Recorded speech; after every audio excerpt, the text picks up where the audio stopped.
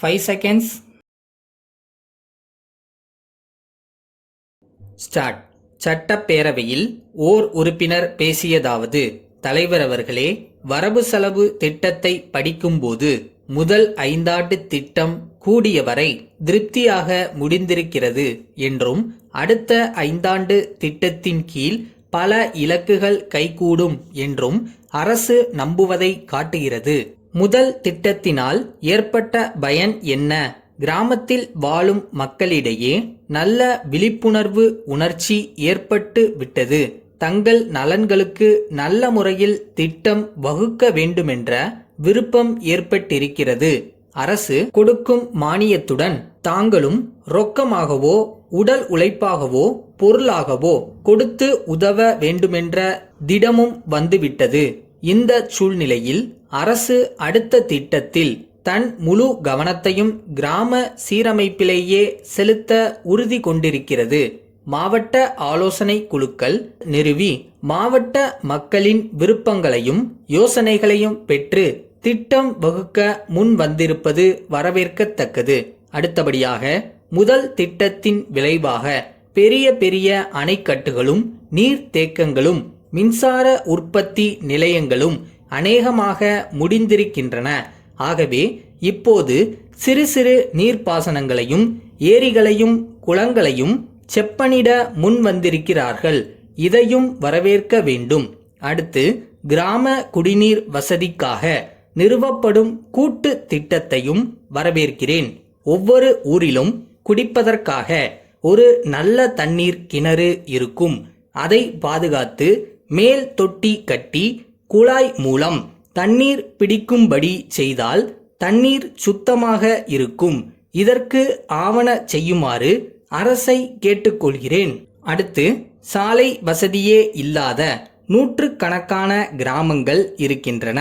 வெயிற்காலத்திலும் நடக்க முடியாத வண்டி பாதைகள் உள்ளன. இந்த நிலை மாற வேண்டும். முதலாவதாக, ஒரு கிராமத்துக்கும் மற்ற கிராமத்துக்கும் இணைப்பு சாலைகளும் பெரிய சாலைகள் சேருவதற்கும் வழிவகை செய்து தர வேண்டும். வண்டி போவதற்கு நல்ல வசதி இருக்க வேண்டுமென்று கேட்டுக்கொள்கிறேன். அடுத்து, விவசாயிகளுக்கு உரம், வித்துக்கள், தேவையான கடன் ஆகியவை உடனுக்குடன் ஆங்காங்கே கிடைக்க வழி செய்ய வேண்டுமென்று கேட்டுக்கொள்கிறேன். பருவமழை வீணாக கடலுக்கு ஓடும்படி விட்டுவிடக் கூடாது. பல ஏரிகள் மண் மூடி மேடாகி விட்டன. அவைகளை ஆழப்படுத்தி நீர்பிடிப்பை அதிகப்படுத்துவது மிகவும் அவசியம் என்பதை இந்த நேரத்தில் தெரிவித்துக் கொள்கிறேன். அதேபோல இன்னொன்றையும் தெரிவித்துக் கொள்ள விரும்புகிறேன். சிறிய ஆறுகளிலும் ஓடைகளிலும் ஆங்காங்கே சிறிய தடுப்புகள் கட்டிவிட்டால் தண்ணீர் தேங்கி நிற்கும். இப்படிப்பட்ட காரியங்களுக்கு கிராமத்தில் வசிக்கும் அனுபவம் வாய்ந்த விவசாயிகளை கேட்டால் நல்ல யோசனை கூறுவார்கள். அடுத்து, கிராம வளர்ச்சிக்கு இன்னொரு காரியமும் அவசியம். கிராமங்களில் பரம்பரையாக பல தொழில்கள் நடைபெறுகின்றன. அவை நசித்து போகாமல் சிறு தொழிற்சாலைகளை ஏற்படுத்த முன்வந்திருப்பதை வரவேற்கிறேன். இது கிராமத்தில் உள்ள வாலிபர்கள் தொழில் நிபுணர்களாக ஆவதற்கு உறுதுணையாக இருக்கும் என்பதில் நான் மகிழ்ச்சி அடைகிறேன். இது சம்பந்தமாக ஒன்றை தெரிவித்துக் கொள்ள விரும்புகிறேன். நகரங்களில் பெரிய தொழில்கள் நடப்பது நாம் அறிந்ததே.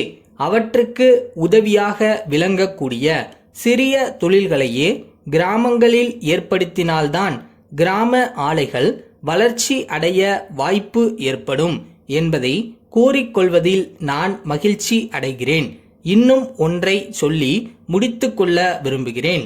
பயிர் செய்யும் காலம் தவிர மற்ற மாதங்களில் உழவர்கள் சும்மா இருக்கிறார்கள். அவர்களுக்கு அப்போது வேலை வேண்டும். உழவர்களிடம் மண்வெட்டி, கூடை, கடப்பாரை, மாடு, வண்டி ஆகியவைதான் இருக்கின்றன. இவைகளை பயன்படுத்த வேண்டுமானால் பெரிய கட்டட வேலைகள் நடைபெற வேண்டும். அரசு கட்டும் கேந்திரமான அலுவலகங்களை பழங்காலத்து அரசர்கள் மாதிரி கட்ட முன்வந்தால் சிற்பம், தச்சு வேலை, கொல்வேலை முதலியவற்றை இளைஞர்களுக்கு கொடுத்து கொண்டிருக்கலாம்.